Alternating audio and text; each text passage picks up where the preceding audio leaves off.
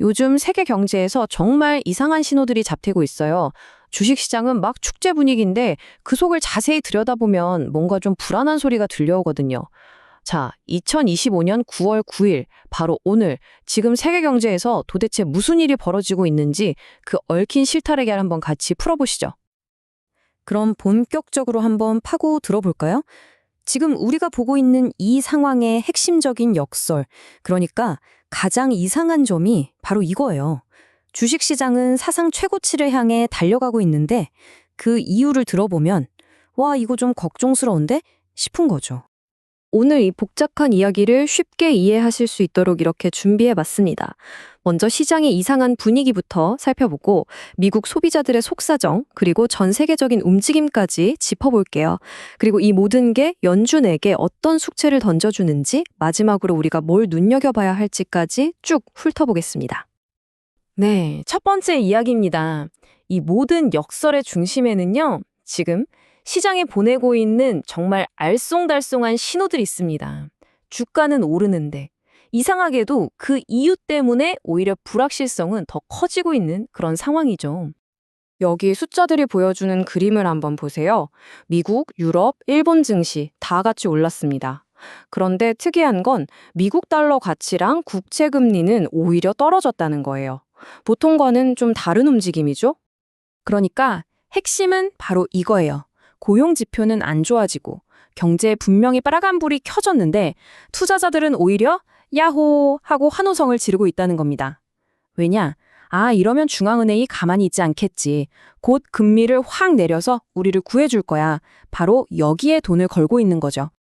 아니, 투자자들은 도대체 왜 이렇게 중앙은행의 구원 등판을 확신하는 걸까요? 그 답을 찾으려면 미국 경제의 심장이라고 할 수 있는 소비자를 들여다봐야 합니다. 지금 미국 소비자들은요, 완전히 정반대되는 두 가지 신호를 동시에 보내고 있거든요. 자, 한쪽에서는 이런 신호가 나옵니다. 7월 소비자 신용이 무려 160억 달러나 늘었어요. 이건 시장 예상을 아득히 뛰어넘는 수치고요.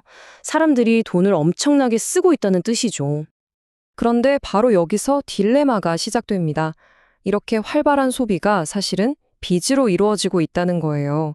월급은 제자리 걸음인데 물가는 계속 비싸니까 결국 빚을 내서 쓰는 거죠. 이건 사실 굉장히 불안한 신호입니다. 늘어난 빚의 내용을 뜯어보면 더 명확해져요. 대부분이 신용카드 빚입니다. 이건 뭐랄까 당장 생활비를 메꾸기 위해서 카드를 긁고 있다는 뜻으로 해석될 수 있겠죠? 그리고 결정적으로 바로 이게 문제입니다. 사람들이 돈을 많이 빌리는 것까지는 좋은데 이걸 제대로 갚지를 못하고 있다는 거예요. 빚을 제때 못 갚는 연체율이 팬데믹 이후 최고치를 찍었습니다. 이런 상황에서 사람들의 마음은 어떨까요? 불안감이 점점 커지고 있습니다. 혹시라도 직장을 잃으면 석 달 안에 새 일자리를 구할 수 있다고 자신하는 사람이 10년 만에 가장 적은 수준으로 똑 떨어졌어요. 이건 정말 깊은 경제적 불안을 보여주는 신호입니다. 근데 이런 불안감이 미국만의 이야기는 아닙니다.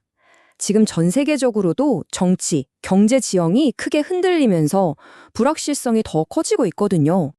유럽에서는 프랑스 정부가 흔들리고 있고, 동쪽에서는 러시아와 중국이 서방 제재를 피하려고 손을 더 꽉 잡고 있어요. 심지어 세계의 공장이라고 불리는 중국마저도 수출이 줄면서 어려움을 겪고 있죠. 정말 전 세계가 격변의 시기를 보내고 있습니다. 자, 상황을 정리해보면 이렇습니다. 미국 소비자들은 빚 때문에 힘들어하고 세계 경제는 여기저기서 삐걱거리고 있죠. 이 모든 압박이 결국 어디로 향할까요? 네, 바로 미국 연준입니다. 이제 연준은 전 세계가 숨죽여 지켜보는 가운데 정말 중대한 질문에 답을 내놔야 하는 상황에 놓인 겁니다. 지금 금융계를 뜨겁게 달구고 있는 논쟁이 바로 이것입니다. 연준, 이제 움직여야 하는가? 전문가들 사이에서도 의견이 아주 팽팽하게 맞서고 있습니다. 한쪽에서는 금리 인하는 이제 시간 문제다라고 보고 있어요. 블룸버그 기사를 보면 투자자들은 9월에 금리를 내릴 거라고 거의 확신하는 분위기고요. 심지어 0.5%포인트나 내리는 빅컷까지 기대하는 사람들도 있습니다. 하지만 파이낸셜 타임스 같은 곳에서는 절대 안 된다고 강하게 반박합니다. 지금 금리를 내리는 건 경제가 스스로 회복할 기회를 뺏고 시장의 버름만 나쁘게 만드는, 그래서 또 다른 거품을 만드는 아주 위험한 일이 될 거라고 경고하고 있죠. 이렇게 찬반 논쟁이 팽팽한데요. 그럼 이렇게 안개 속 같은 상황에서 우리는 대체 뭘 봐야 할까요? 앞으로 시장이 어디로 갈지 힌트를 줄 만한 몇 가지 중요한 신호들이 있습니다. 먼저 집 짓는 데 쓰이는 목재 가격 같은 원자재 시장을 잘 보세요. 그리고 기술 분야에서는 달러와 위안화 기단의 디지털 화폐, 이른바 스테이블 코인 경쟁이 어떻게 펼쳐지는지도 중요하고요. 물론 가장 중요한 인플레이션 지표도 계속 주시해야 합니다. 이런 것들이 바로 위험을 미리 알려주는 탄광 속의 카나리아가 될 수 있습니다. 이 모든 상황을 종합해보면 결국 마지막 질문 하나가 남습니다. 지금 우리가 보고 있는 이 현상들이 그저 경제의 정상적인 출렁임일까요? 아니면 우리가 모르는 사이에 거대한 폭풍이 몰려오고 있다는 첫 번째 경고 신호일까요?